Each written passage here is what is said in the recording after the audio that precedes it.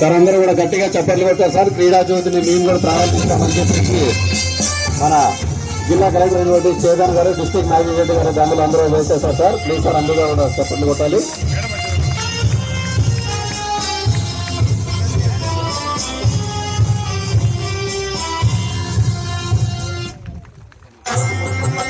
Okay, ఇప్పుడు అందరికీ నమస్కారం అండి.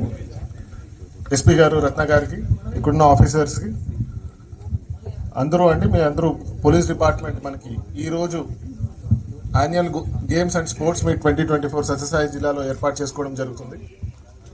ఈ కార్యక్రమానికి నన్ను పిలిచినందుకు సంతోషిస్తున్నా. ఎస్పీ గారికి కూడా థ్యాంక్స్ చెప్తున్నా. అంతేకాకుండా మీ అందరూ ఒక సంవత్సరంలో అన్ని రకాల డ్యూటీస్ ఉంటాయి.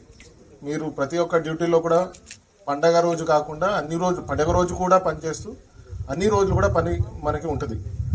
సో అందులో భాగంగా ఈ యాన్యువల్ స్పోర్ట్స్ మీట్ అనేది మీకు ఒక బ్రేక్ లాంటిది అని అనుకోవచ్చు. అట్ ద సేమ్ టైం మీకు ఒక బాడీ అండ్ మనకి వర్క్కి ఏం బ్యాలెన్స్ ఉందో ఇది కూడా మనకు ఒక బ్రేక్ లాగా తీసుకొని ఒకరోజు మనం ఇవన్నీ కూడా ఈ బ్యాలెన్స్ అనేది మనం చూసుకోవాల్సి ఉంటుంది. అంతేకాకుండా ఇప్పుడు ఆల్రెడీ ఈ ఎంటైర్ స్పోర్ట్స్ మీట్లో ఏంటి అంటే మనకి ఒక టీం వర్క్ అనేది ఏర్పాటు అవుతుంది. డ్యూరింగ్ ద కోర్స్ ఆఫ్ మన రెగ్యులర్ ప్రాసెస్ వర్క్లో కూడా మనకి చాలా వరకు బాడీ కూడా స్ట్రెస్ అయి ఉంటుంది. ఈ స్పోర్ట్స్ అనేది మనకు ఒక విశ్రాంతి, అట్ ద సేమ్ టైం ఒక టీం వర్క్ కూడా మనకి ఇది ఇంకొక రీఇన్విగరేషన్ ఉంటుంది. మనం ఎలా వర్క్ చేయాలి అని కూడా మనకు ఒక ఇంట్రోస్పెక్షన్ కూడా ఉంటుంది. అంతేకాకుండా మీ టీమ్స్లో కూడా సీనియర్స్ ఉంటారు, జూనియర్స్ ఉంటారు, అన్ని మిక్స్ ఉంటుంది.